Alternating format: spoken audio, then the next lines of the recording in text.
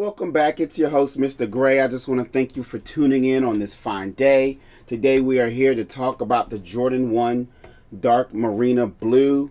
And it's a beautiful shoe. I've had a little bit of time with it. I literally just got it in the mail today. I'm not gonna lie, I didn't have the nicest post on my Instagram. I was actually surprised when Laser Ship decided to ship them to my house instead of one of their employees' houses. And I know that's not very nice, but I'm still salty from when those UNC Dunks released, the Dunk Lows, and they were I don't know, they disappeared into the ether. Who knows where they went? They exploded for all I know. Either way, they stopped moving somewhere in Charlotte. I never saw them, and I'm still missing the moments that I could have had with those sneakers today. So I guess you can kind of feel the saltiness right now. I'm sorry, I'm not the best at forgiving. I'm still working on that. Anyway, sorry. Back to the Jordan 1 Dark Marina Blue. It's a beautiful colorway. I know I've heard different things about the quality of the shoe. And so we're going to go into that today to decide, is the quality really as bad as what they're saying? But before we jump into that famous light box over there, let's have a little talk about the past Jordan 1 releases that were very, very similar to this dark blue Marina. So in 2013, there was the Jordan 1 Black Royal Blue, which had the same colorway as the Jordan 1 Royal that was released in 2017. So the difference between the 2013-2017 versions, which are alike, compared to today's Dark Marina Blue, is they're pretty much on the Dark Marina Blue, the eyelets and the toe, those are blue on the Dark Marina Blues. And the the toe box is black on the Dark Marina Blue. Let's make sure I'm telling the truth. Yeah, that is true. But on the previous versions, the Black Royal Blue from 2013 and the Royal version from 2017, the eyelets are black, the toe is black, and the toe box is blue. But also, of course, the difference is the blue. Dark Marina, as we have discussed in previous videos, I believe Nike has a dartboard for every color. So this would be the blue dartboard.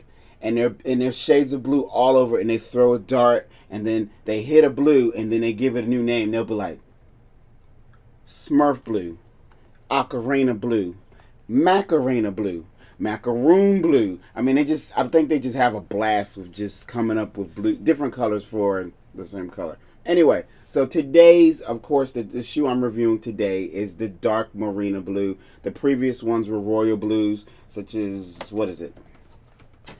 The previous ones had the Royal colorway, which would be kind of like that Royal on the, what is that? The Royal toe, and then what do we have? I have Game Royals here, same as the Game Royals as well.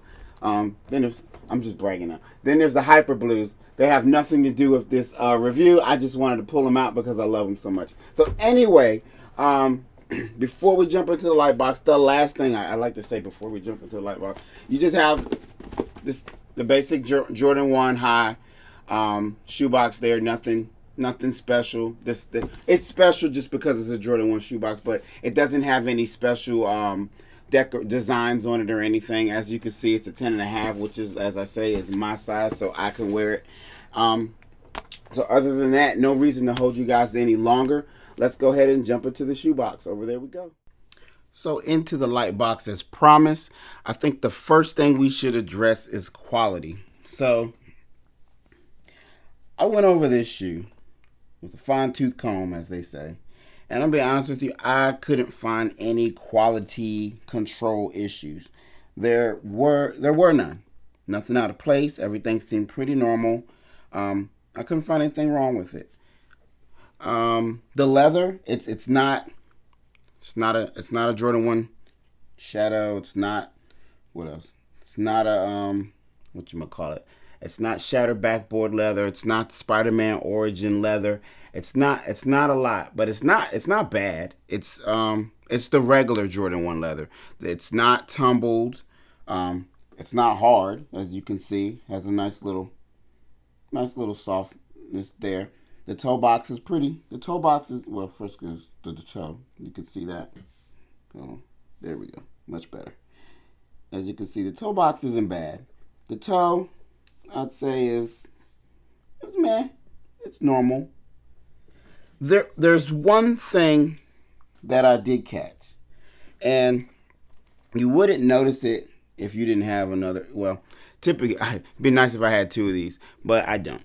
But interestingly, I noticed that for me, at least, the swooshes are slightly different. So the swoosh on the pair in my left hand here, and there we go. The swoosh in my left hand right here, the actual swoosh has a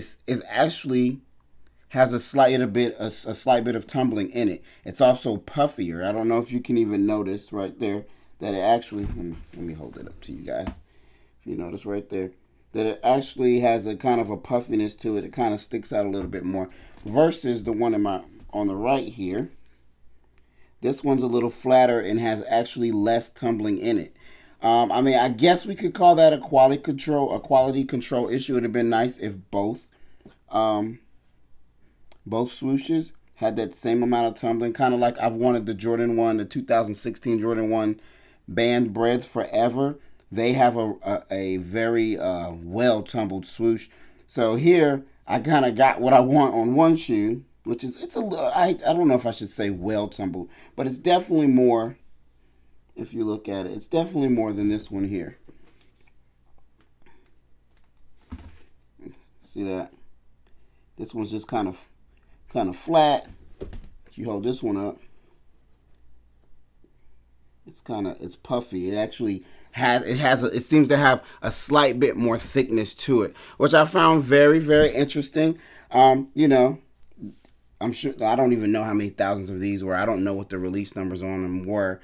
But for as many as made, of course, there's going to always be a few mistakes. I just wish the mistake would have been a tumbled leather swoosh here, a tumbled leather swoosh on the inside, and actually in basically tumbled leather on both swooshes, if not the full dark Marina blue of the sneaker. So outside of that, I'm very, very, very happy with this purchase. I do not have the 2017 or 2013 Royals, so I am happy to have these.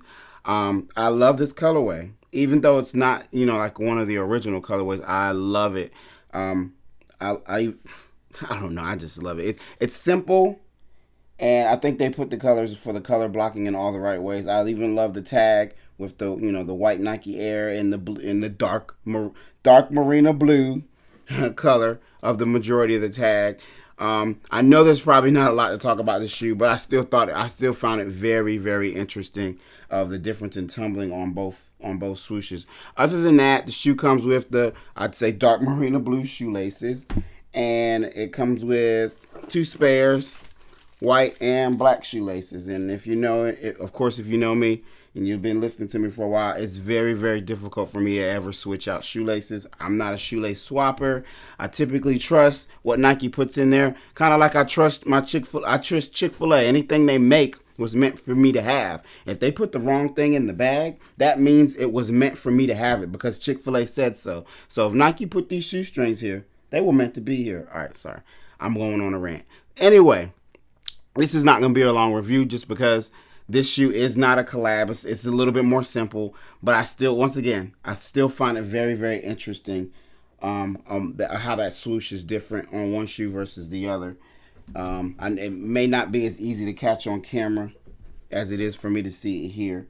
But anyway, if any of you guys who have the Jordan 1 Dark Marina Blue at home noticed any quality issues or any difference in tumbling leather versus non-tumbled leather between your left and right shoe, please put it in the comments.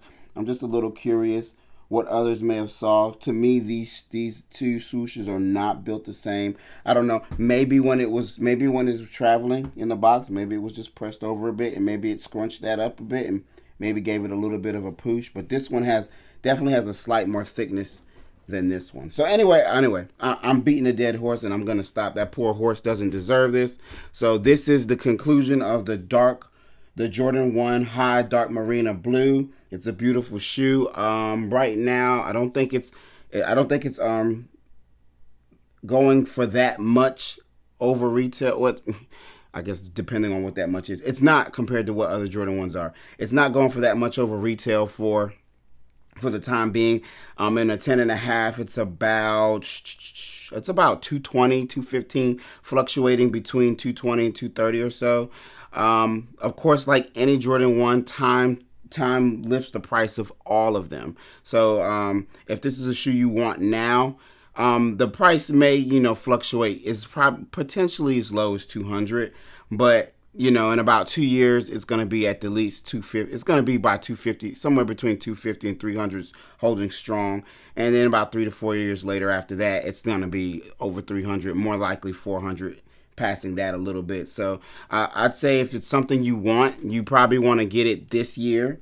But starting next year, that price, you probably won't get it. I doubt that you'll get this shoe below 250 by next year. So I'd say jump on it this year, if not sooner than later. Anyway, just want to thank you guys for tuning in.